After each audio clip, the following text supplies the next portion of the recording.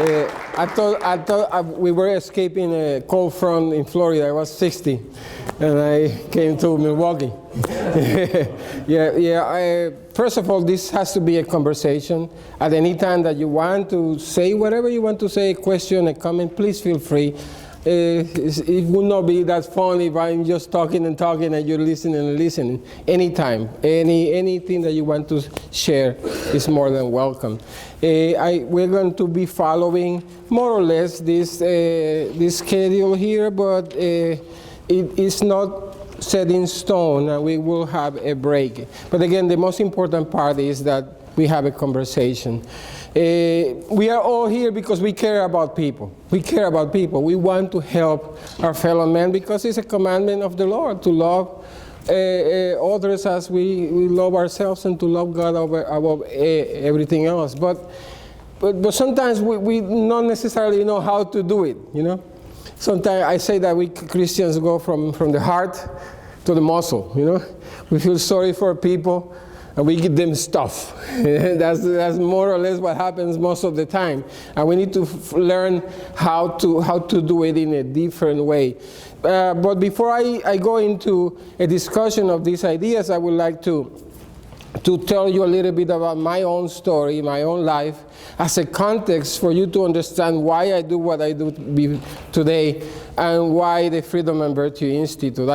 I come from Puerto Rico, and I was born into a communist household. My father was founding member of the Puerto Rican Communist Party. He was there in January of 1959 with 15 men, where they started the Communist Party of Puerto Rico, and he used to tell us that, you know, America was the enemy of the human race, and it was my sacred duty to destroy America.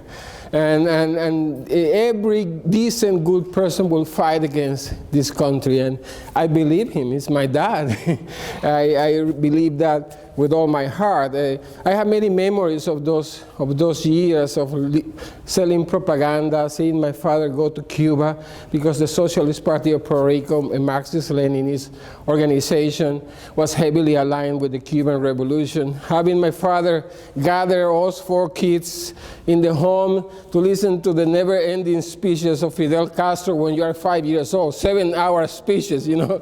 You have to listen when you are so little, and listening to my father's harangues against Yankee imperialism and capitalism, which were funny to us, but not that funny to the neighbors. And there was always a lot of controversy and struggle with my mother, and especially because he used to tell her constantly that he will give the lives of the 4 kids we have at home for revolution. And my mother will cry, and we will come and console her. But deep inside of me, I wanted what my father was offering me. It was intoxicating. It was this idea that we had this moral capacity of changing the world. We could do that, and we had that rational capacity of tweaking society in a certain way that we will bring about heaven on earth. And I believe that, again, with all my heart. And my father consistently focused on that. Another memory of those days is I probably was 8 years old and see my mother crying again. And in the middle of the night, she burst out of the home to talk with 2 men who were always stationed in front of our home. And many years later, I found out that they were FBI agents following my father, and I hated them. I hated them with a passion. I blamed them for the Puerto Rican poverty of the 1960s. I blamed them for the bad marriage between mom and dad, because he was in love with the revolution and she was in love with him. And she wanted to feed the kids. She couldn't feed because my father couldn't keep a job, because he was always trying to organize the workers for revolution in the workplace, and here comes the FBI behind, and he lost that job, and the next and the next. He left an extensive FBI file, which I have at home, 40 years of communist activity, 2 court cases for terrorism, and a life dedicated to Marxism, to the ideas of revolution. And at the same time, I had a mother who was, well, a humble Puerto Rican woman of the 1960s. You know, she used to tell us, you know, if he says we are communists, okay, we are communists. She couldn't care less about politics. Again, she only cared about her children. And she will sneak me and my brother and me to go to Mass with friends without my father knowing about it, because he wouldn't have allowed it. He was an atheist who taught us all the time that religion was the opium of the people that keeps you thinking on heaven while the capitalists are having a good time here on earth, as he used to tell us. So he would not have allowed that to happen. But she will find ways to sneak us to go with friends to Mass. And I developed a sort of double consciousness, you know, Marx and Jesus, you know, revolution and the kingdom at the same time. It was a very confusing time in my life because I had two contrary messages burst on me. But again, I joined the party with my father. I was as revolutionary as him, and I probably have my FBI file somewhere in some FBI office. I never wanted to know if I had one or not. And I went to the University of Puerto Rico to study political science because I wanted to intellectually defeat America. That was the reason why I went there. I graduated barely, not because I had bad grades, but because I was doing more revolutionary than studying. You know? And I got almost expelled a couple of times, but I graduated. But I wanted to merge that double consciousness of God and Marx. And what was a good Catholic and communist boy to do eventually? I joined the Jesuit order, of course. I decided to become a Jesuit priest because they were all Marxists, you know.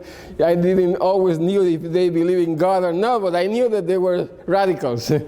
And I said, this is the place for me. This is the place where I can merge that double consciousness. And even my father, who was an atheist, was jealous of me because I was going to go with the Jesuits, and he knew them well. And they were going to send me to Sandinista, Nicaragua to study. This is the mid of 1980s.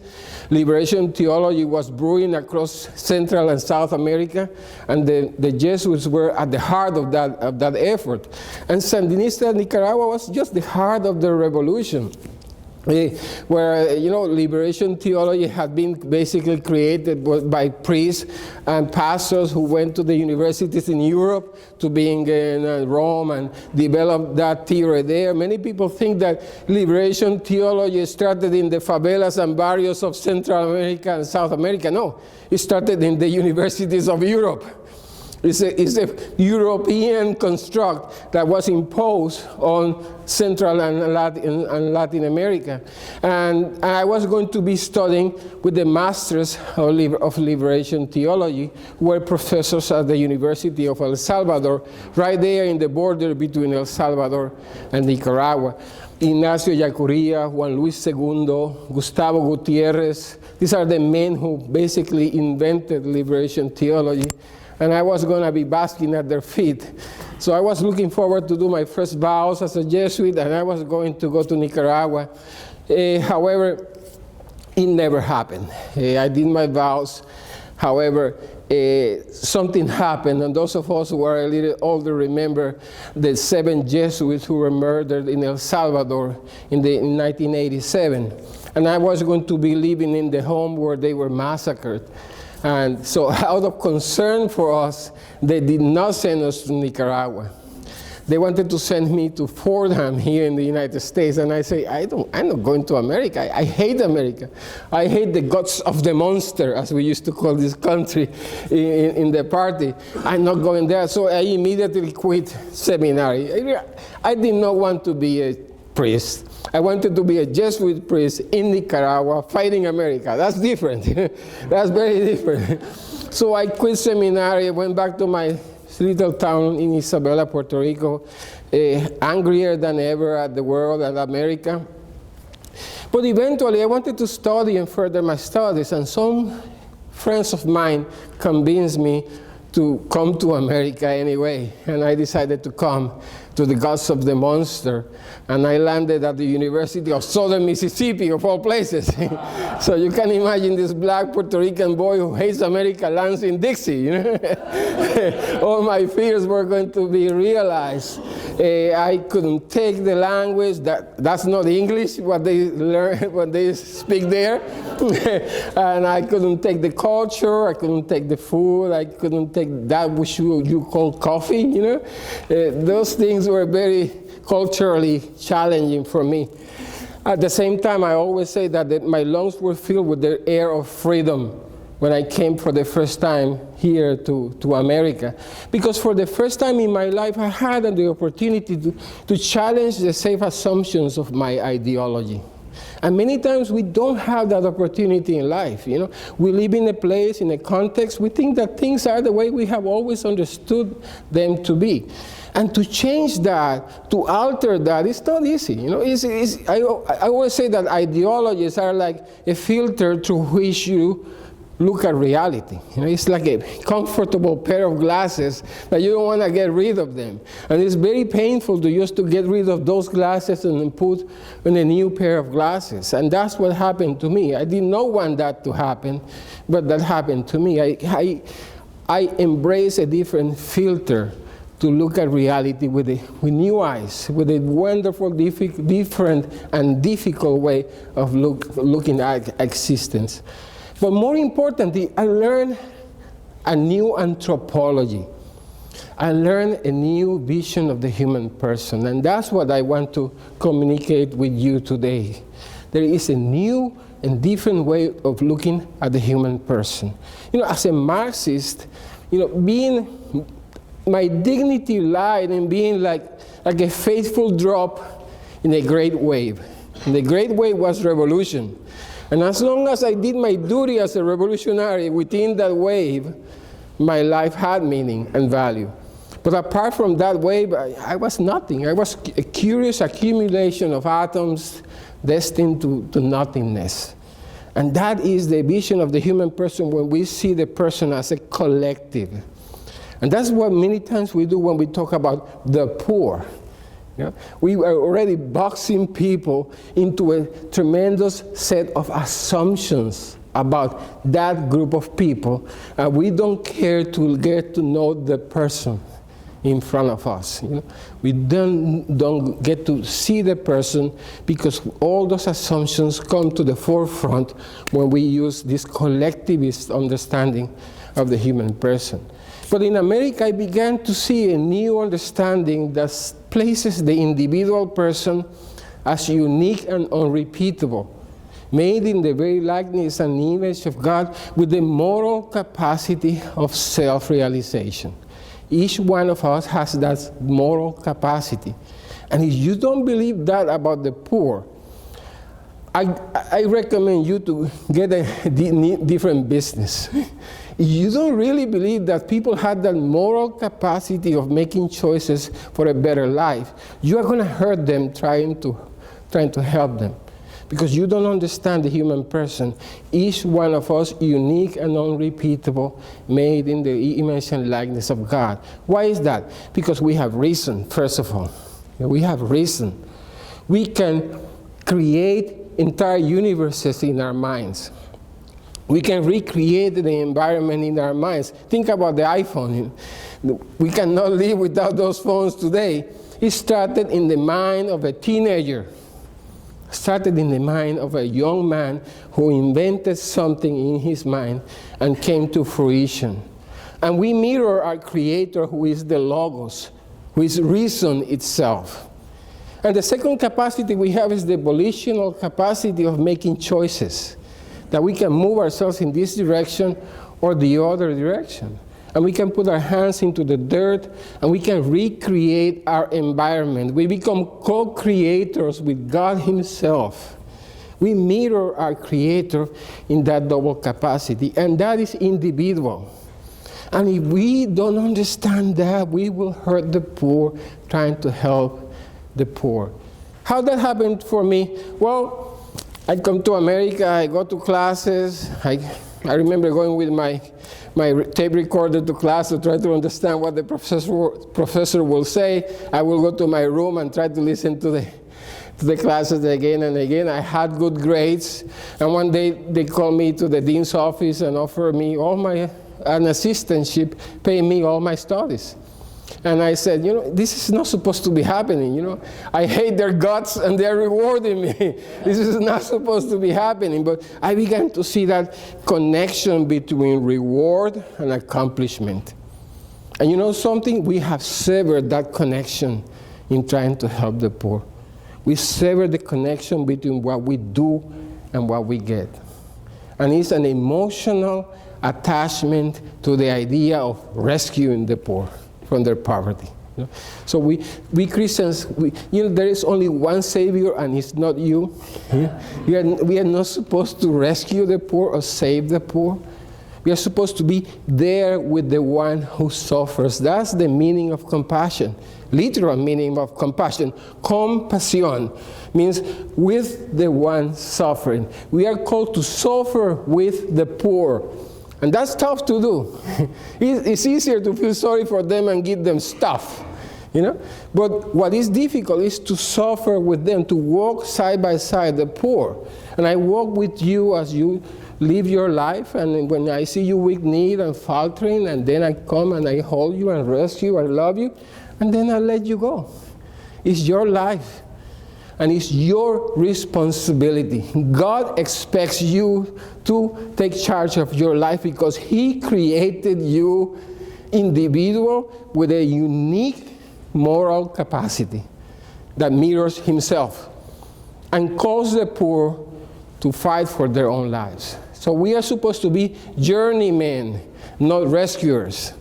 We are supposed to be there with the one who suffers. So I had good grades.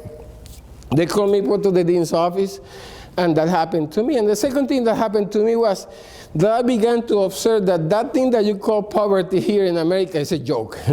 I mean, compared with the Puerto Rican poverty of the 1960s, I said, give me some of that poverty, please. The reality is that I say that Americans, we are bored in affluence. So bored in our own affluence that we have forgotten what real poverty is. Sometimes we had to entertain ourselves between tea time and going to the Gap to shop. So we had to recreate society in some new way, when in reality we have the elements in our society and in our faith to take care of each other.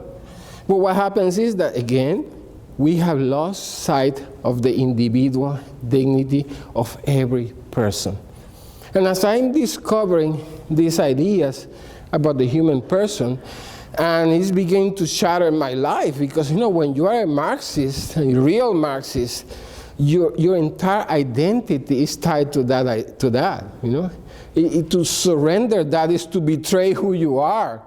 A real Marxist is not like these American radicals, these cafe latte iPhone wearing Americans, let's go to the rally and then let's go shopping after that, We have things to do. We have to entertain ourselves. I always say that the best place on earth to be a Marxist is in America, where you can think like a Marxist, you just don't have to live like one. You can live in a very, very different way. So we have a lot of activism. We don't have a lot of activity. That's different one from the other. Activism is when you yell at me, so I mobilize myself on your behalf. Activity is when I move myself towards a better life, with the help of others, of course, but I do it for myself. And then we create community, because now we are helping each other. We're not using each other. We're not oppressing each other. We are, becoming brothers and sisters in Christ. So that is happening to me. I'm losing my father because he died a communist. He never surrendered his ideas. And the last 5 years of his life, we were not in speaking terms, because he could not accept that his most revolutionary son was having second thoughts about these ideas. But before he died 12 years ago, he called me back to Puerto Rico, and I had the opportunity to speak with him, basically in his deathbed. And he told me something I never forget. He told me, Ismael, I don't accept what you have embraced. I don't like it, but you better fight for it. If that's what you say you believe, you better fight for it. And that's what we have lost in America. You know? We have lost that revolutionary zeal for living out our faith and freedom. That they have become, political buzzwords that we use every 4 years to entertain ourselves with who gets into the White House. But it doesn't become a lived idea in our lives. And that is what we need, this revolutionary zeal to live our faith with authenticity. But to do it in a way that is intelligent. Again, not go from the heart to the muscle, but start here in the brain, with an intelligent assessment of what are the real needs of the poor. And then we go to not feeling sorry, but caring for the poor. And eventually then we mobilize into action. Start in the mind, then to the heart, eventually to the muscle, and back to the mind to reassess what we are trying to do. But that is not very sexy. It's easier to pack the bag of food and give it to someone and you feel good about it. Because sometimes, let's admit it, it's about how we feel. And sometimes we instrumentalize the poor so we can feel good about ourselves. Sometimes we treat the poor as we treat our pets. The pet is here and you put the bowl of food there and he comes every day for his food. And you pat your pet on his head and he likes it and you like it too, and you do it again and again and again. But it's really a transaction with the poor. It's not an encounter with free, equal individuals. Again, individual, irrepeatable, with the capacity of changing their lives by the choices they make. And when we understand that, we begin to change the way we try to help the poor. We begin to change that. Mark, we have some slides here, because I want to share with you this quote from a good friend of mine from the Acton Institute. It says that God has made us free. And when the systems we create reflect our nature, people prosper. I love that quote. If we really believe that, we will begin to change the lives of people. When the systems we create reflect our nature, people prosper. And what is that nature? The nature of free individuals with the rational and volitional capacity of changing their lives by their choices. When the systems we create in our churches reflect that, people will take care of themselves. In the Freedom and Virtue Institute, we don't care about your poverty. I'm not here to alleviate your poverty. No, I'm not here to that. I'm here for something else. But let's talk about that. The next one. If I ask you what is poverty, what will come to your mind? Don't think about it much. Just give me a word. Lack of resources. Lack of resources. Anyone else? Hopeless. Hopelessness. Yeah. Anyone else? I'm sorry? Lack of education.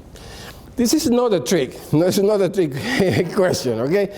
But the reality is that is normally what we get for, and that's the answer I many times give.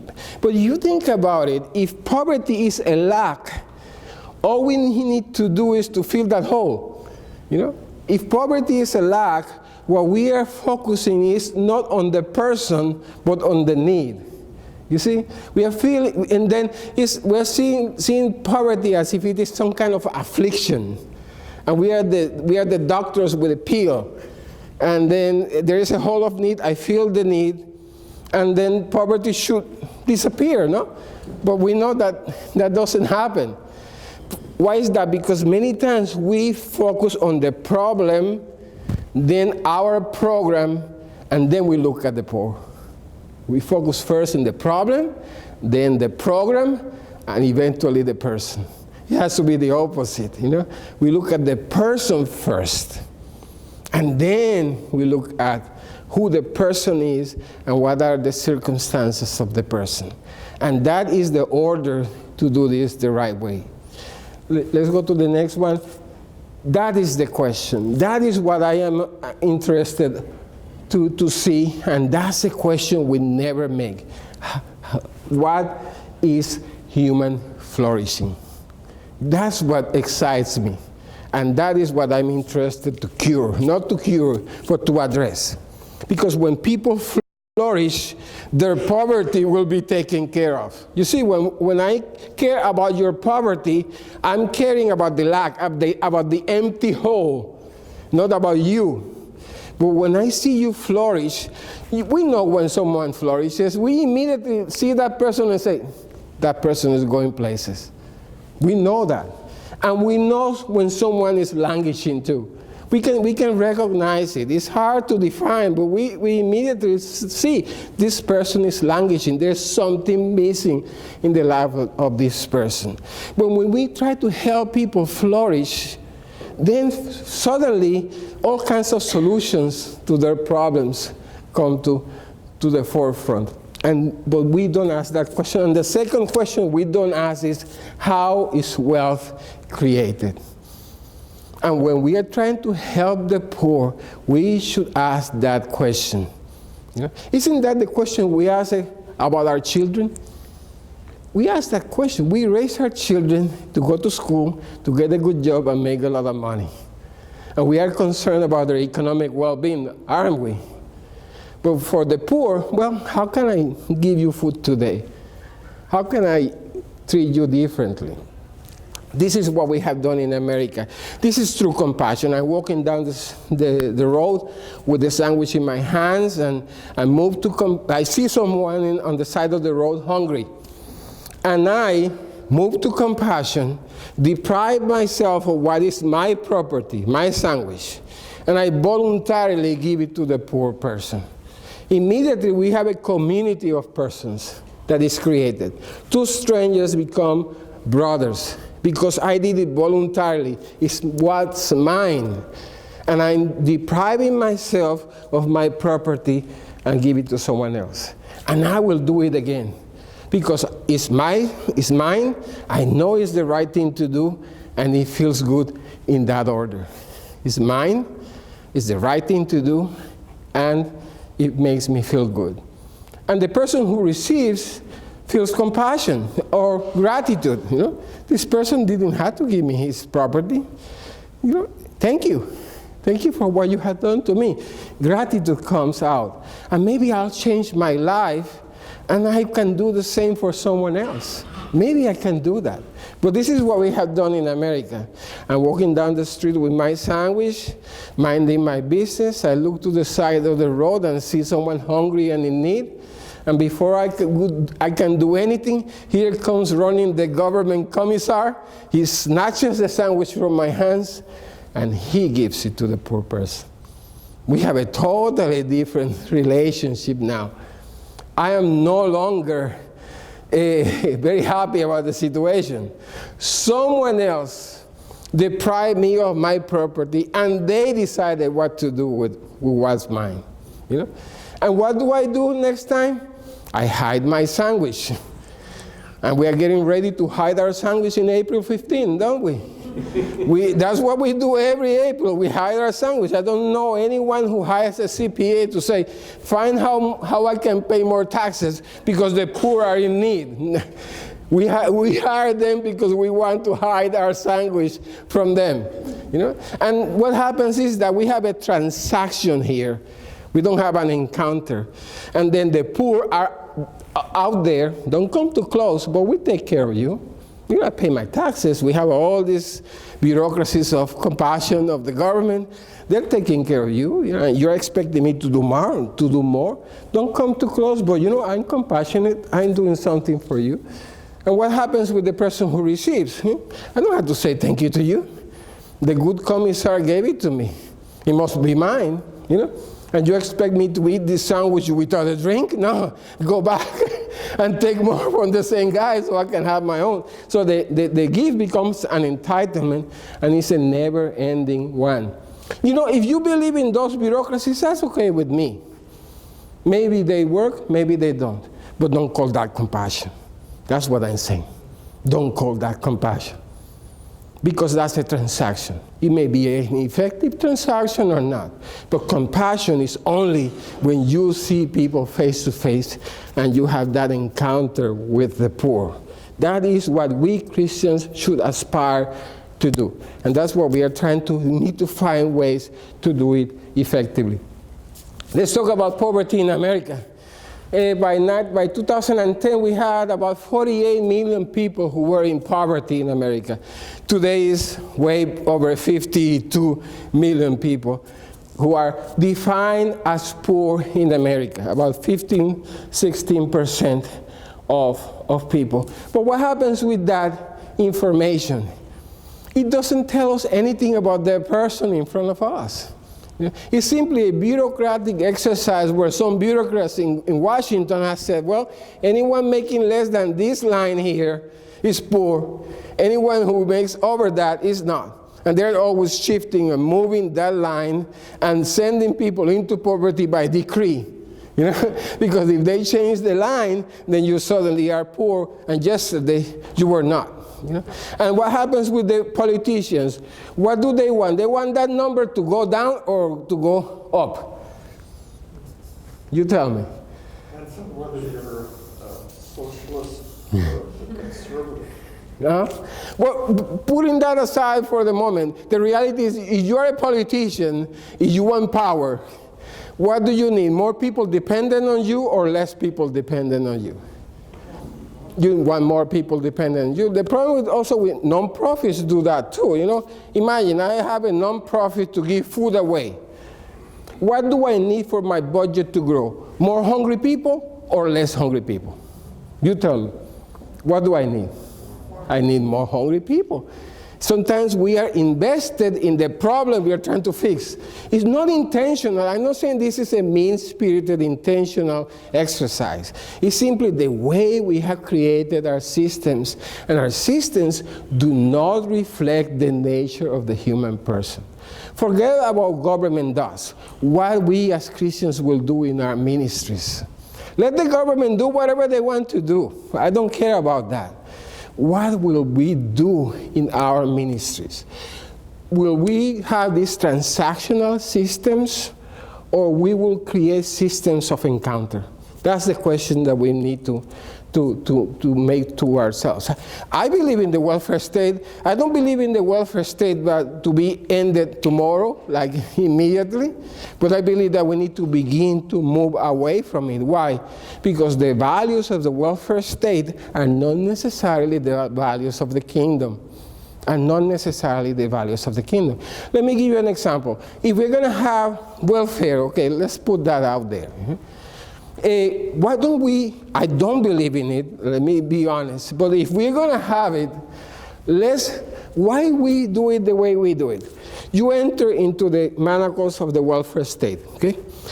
For you to get more support, what will have to happen? You have to be stronger or weaker? You have to make less and less and less, weaker and weaker and weaker, and they give you more and more money. So what is the incentive? To be strong or to be weak? The incentive is to be weaker because you don't want to lose the benefits. Don't blame the poor for that. The poor have needs. They really have needs. You cannot wiggle a carrot in front of a rabbit who is hungry and tell the rabbit, don't grab it. It's not the poor's fault. Don't blame ever the poor for their poverty, ever. Don't do that. But the reality is that we are creating incentives for the perpetuation of poverty instead of incentives towards risk. We are telling people, stay there, we'll take care of you, and we'll give you security. And I don't know anyone who becomes wealthy through that. It's risk-taking what makes people get out of poverty. What we should do, in my opinion, what if we have a lady who is in the welfare system and we tell them, okay, if you get a job and keep it for 1 year, we're going to give you more money. If you go to a community college and you get 2 years of college, a degree, we're going to give you more money. We're going to create an incentive for you to be stronger and stronger, and eventually we won't have to give you any more money, but you would not care because now you probably have a good job and a good education. You can tell them, thank you for your help, I don't need you anymore. So we are beginning to incentivize strength instead of incentivizing weakness. I'm not saying that this is perfect, but you get what you incentivize. If you incentivize weakness, you get weak people. If you incentivize work, you get working people. And that is what we have to put in our mind. Our good intentions are not enough. It's the systems we create, whether or not they reflect the person. Look at what has happened in America. Until 1967, the federal government never spent more than $50 billion a year in poverty alleviation. Today, between the federal government, the nonprofits, and the states, we spend in poverty $1.2 to $1.3 trillion a year. And we are told that we have more or less the same percentage of poor people today that we had 40 or 50 years ago. But until 1967, we never did that. But poverty was going down in spite of that. Poverty was going down. Why is that? Imagine, if poverty feels like hitting you upside the head with a 2x2, do you want to be poor? No. There was a sting to poverty that made people want to get out of poverty. And we are beginning to remove that sting. You know what Christians used to do in the 1800s if an able-bodied man will come to a ministry? They will give them an axe and say, go and cut some wood. Because we have older ladies here, the winter is coming, they need help. Let me see what you are made of first. And after that, we'll talk about it. You know what we'll do in soup kitchens? They will feed you, but they will make the food not taste well intentionally. Because they wanted you to hate that condition.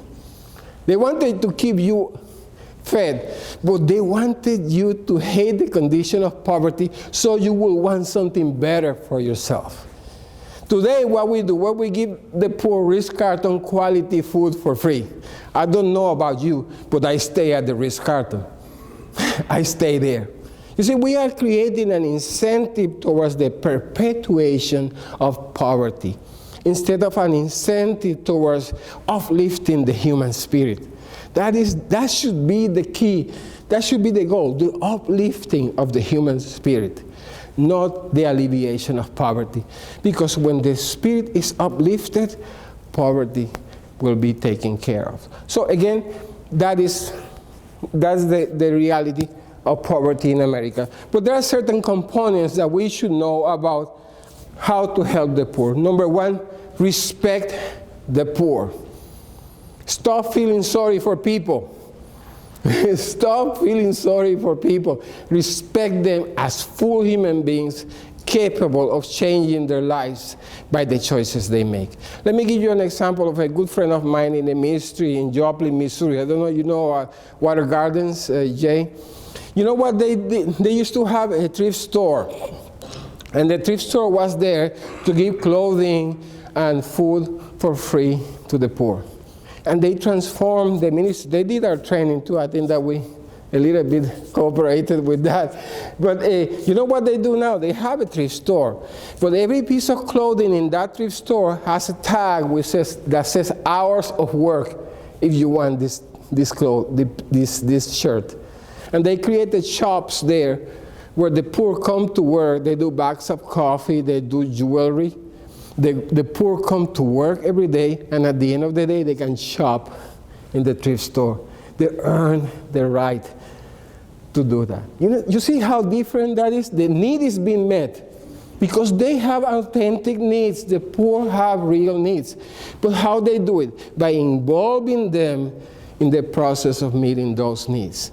And you can have a CEO of a company coming as a volunteer, sitting side by side a homeless guy, working together, actualizing their freedom together, becoming friends. You know, poverty is lack of connections. That's what poverty is. It's a lack of connection. Not just business connections, human connections, community connections, individual connections. People are disconnected from their environment, and then they go in, they retreat from existence. And then we wonder why they are poor. Of course they're going to be poor. But that is important, to respect the poor and avoid this emotional attachment to the idea of uplifting the poor. Because it is a top-down approach. You're up here with this stuff, they are down there without it. Who is in power? You tell me who's in power. Yeah? And when I give them stuff, who is actualizing his dignity? I am. But I thought that serving the poor was about them. It was not about us. It's about them. So why not involve them in that process? Let me tell you a little bit about the Freedom and Virtue Institute. And 6 years ago, I went to this massive distribution of school supplies in Southwest Florida. You know, every summer comes and we are giving the school supplies to the kids. And what I saw there was a massive, a sea of black and brown kids getting the free, cheap school supplies from a small cadre of white people.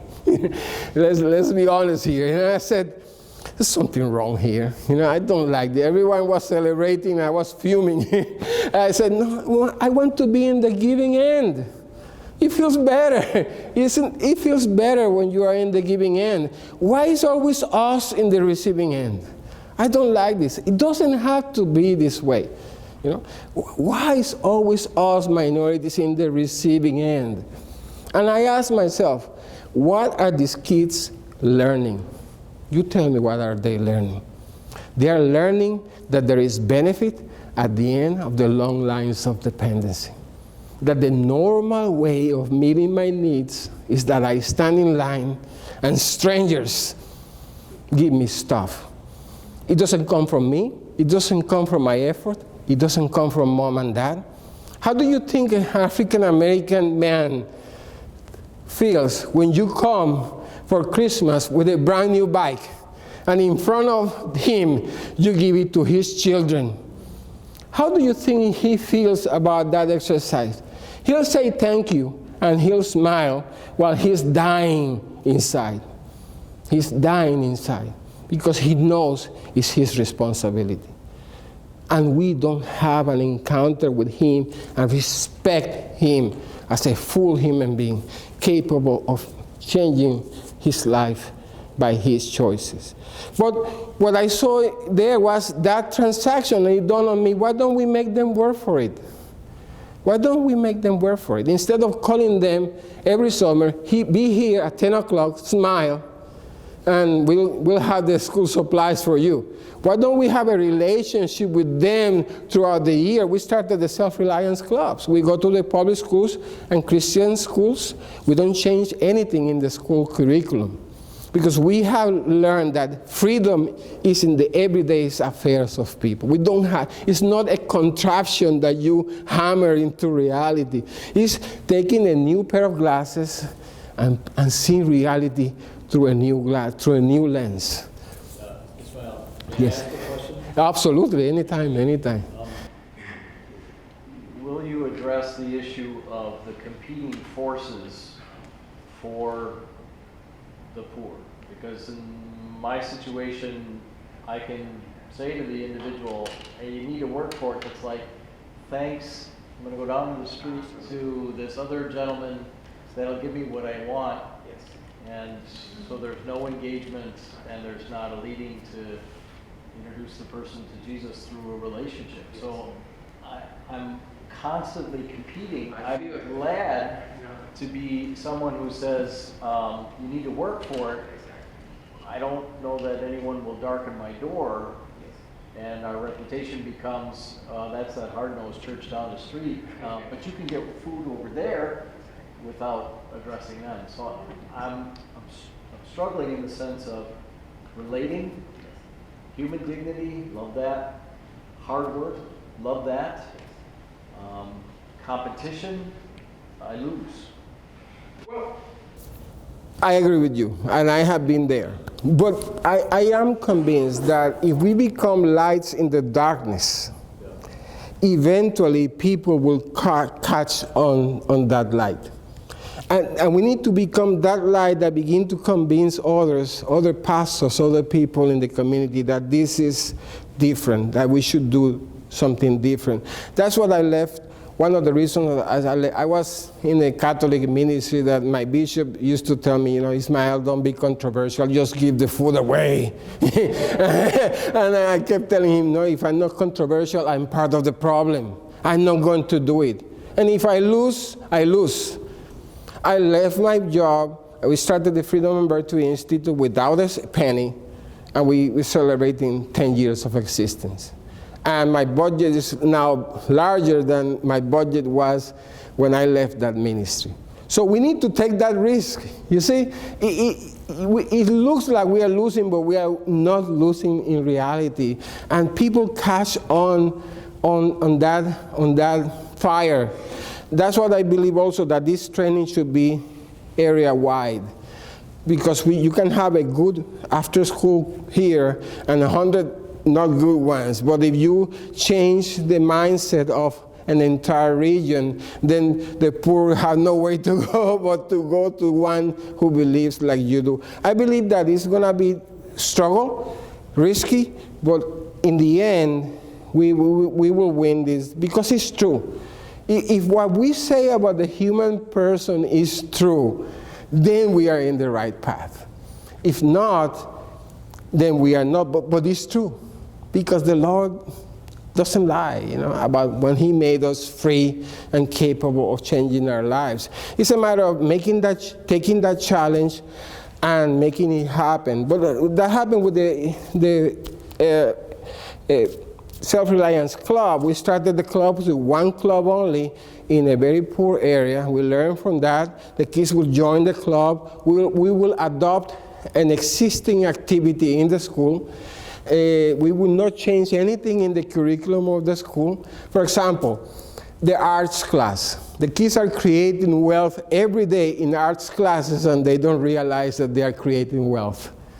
So we will adopt the arts class. That was the club. And then the kids will do their arts, we'll put a frame around that drawing, and we sell that. The money will go into their bank account.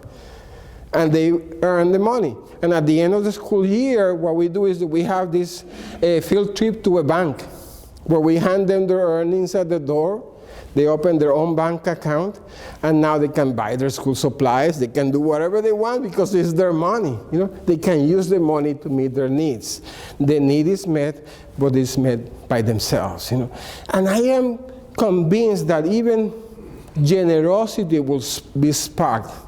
Because it's very different when you come to me and say, give me money, or you go to someone and say, I have been working hard for 50, 60, 70 hours this year.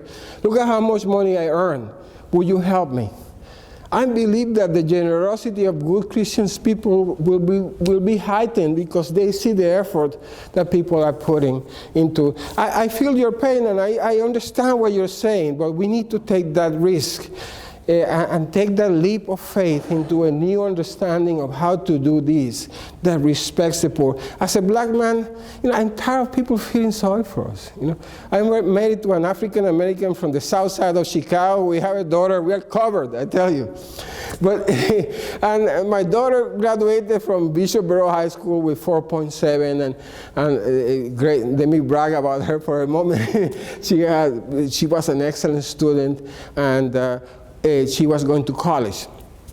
And she is invited to this scholars night at the university that will remain unnamed.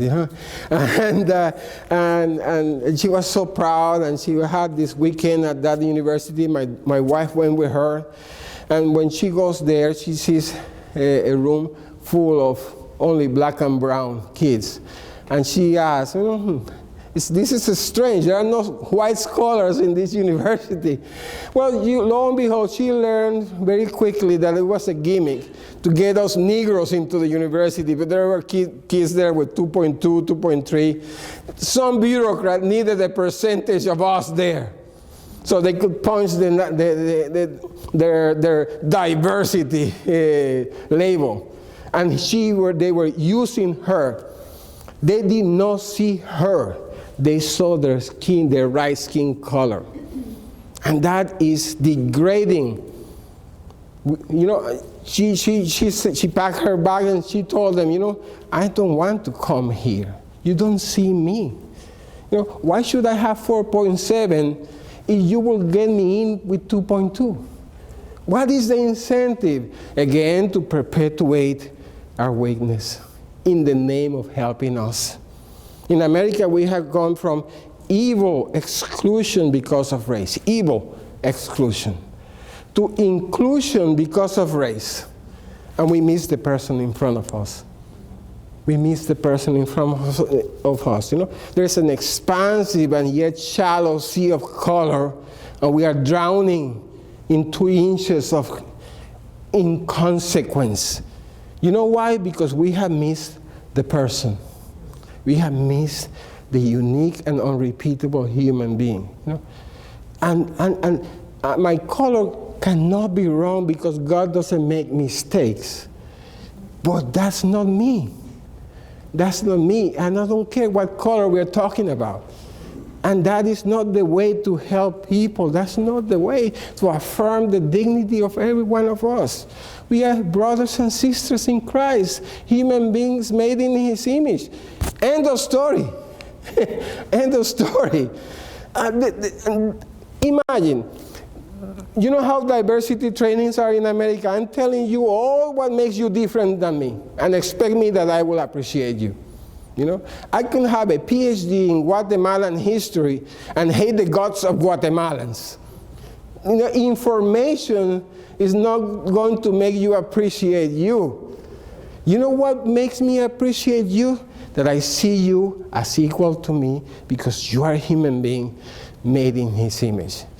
And from that commonality, then comes an interest in you as a human being, as a person. Then I ask you about your family, about your background. And now, because I already love you, and I have something in common with you, then I will appreciate your difference, and we'll be brothers in spite of the differences. The same happens with the poor. Don't look at their poverty. Look at them as engines of wealth creation waiting for someone to come and, you know, crank that engine.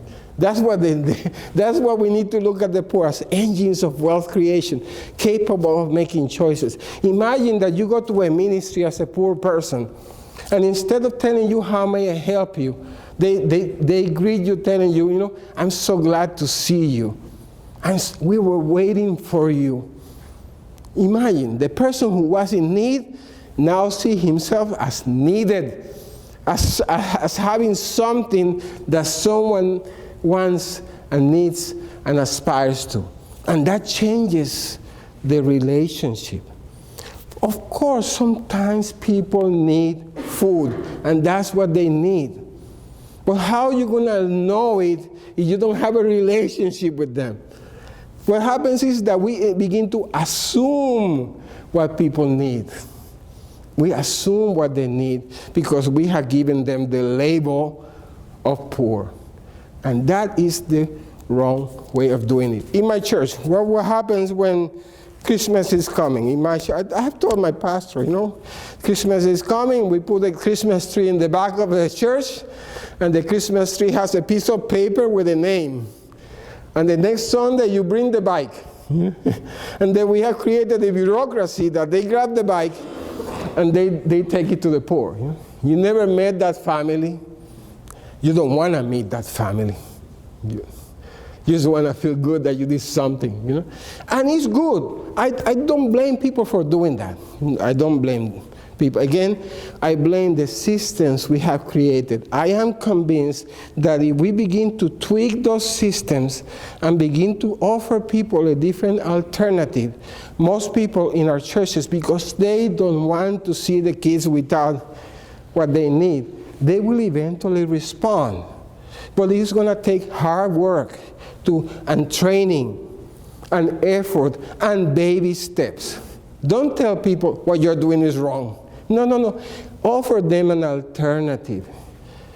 And they can discover that alternative themselves, Make them be the ones who come with the great ideas on how to make this happen. And you will see that most people will begin to just move themselves into a better understanding. It's going to take some time and some effort. It has to be done gently, affirming the goodness of people, never blaming people for what they do, never blaming the poor for their poverty, but doing it with courage. This is not for wimps. Helping the poor is not for wimps. All you want to do is feel good, just write the checks and give the food away and get with it. The church is the easiest place to hide. Easiest place to hide from our responsibility sometimes is the church. Sometimes we have sister so-and-so has been running that pantry for 30 years, and no one will touch sister so-and-so's pantry. Or you have pastor so-and-so who has a wonderful program, and here comes the pastor and makes one exception. There goes the problem. There goes the program, because now you don't have rules, you don't have systems, you have the whim of a person. And suddenly you have the same things that you had before. And I think that we're going to have a break soon. No? Yes. If I could, just to the comment that you made earlier in the question about competition, if you may, I was thinking more and more about that, and also listening to you.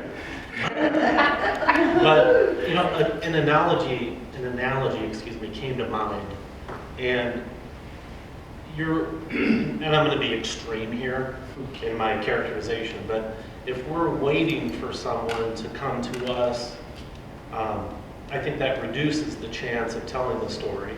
I think secondly, if we have the opportunity to go out and to meet someone where they are, and if I can speak to the hope and the benefit of this different way, this additional way that can help, I think that tells a compelling story.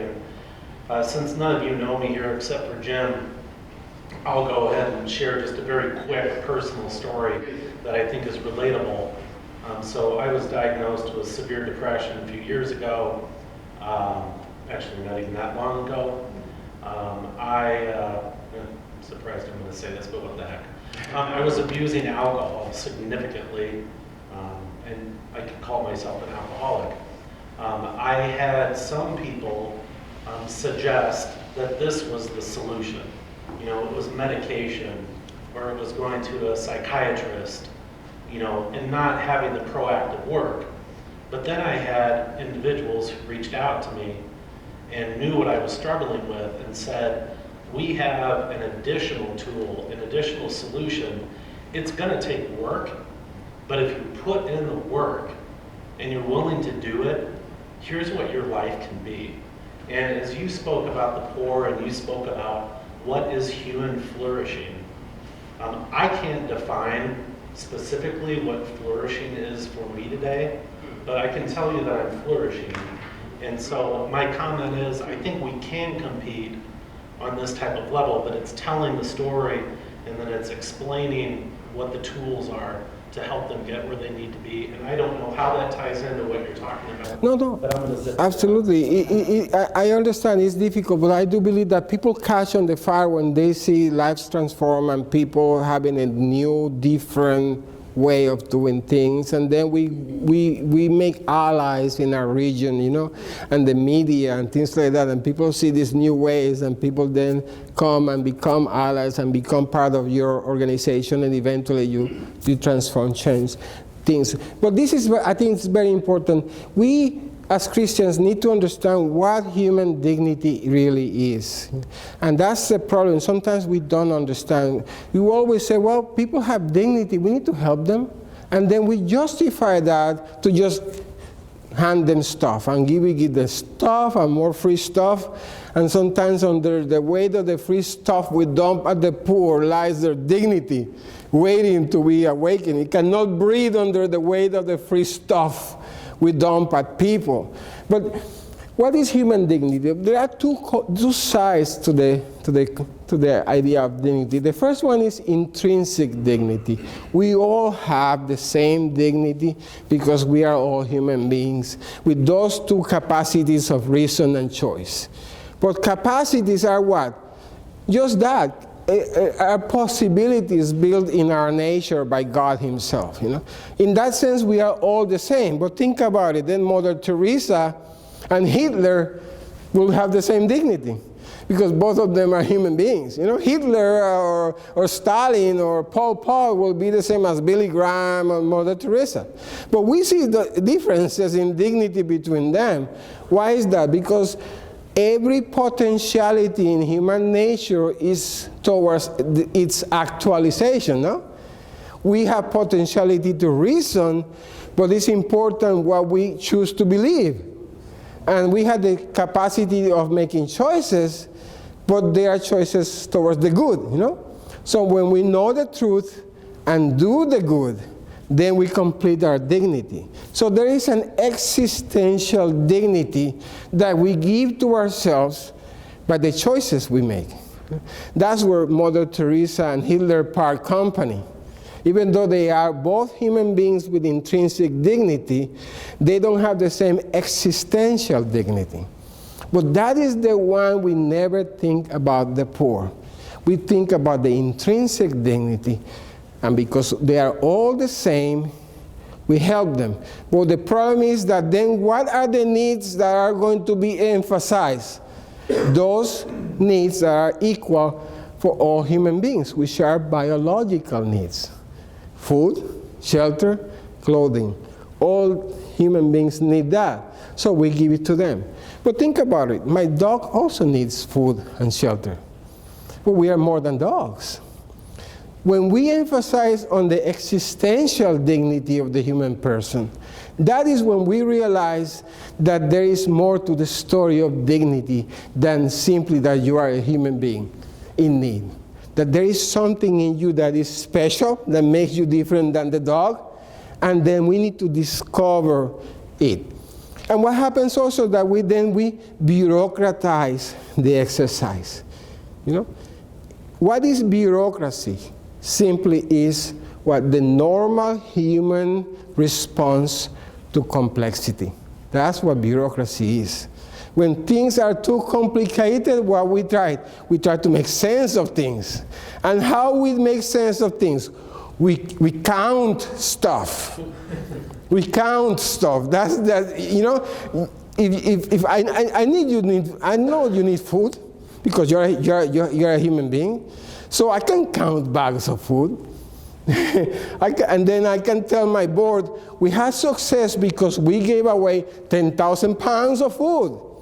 It's like my bishop says, well, I baptized 10,000 children. How many of them are still going to church? Not many, but I had success. I baptized 10,000. No, you didn't. That gives you the illusion of success because some stuff changed hands. That's what it is, an illusion. And what happens also when we bureaucratize, we emphasize on, as I said, the quantitative things that we can measure. And don't tell me either about your existential needs, your psychological needs, emotional needs. No, that's too complicated. Let's call you case number one.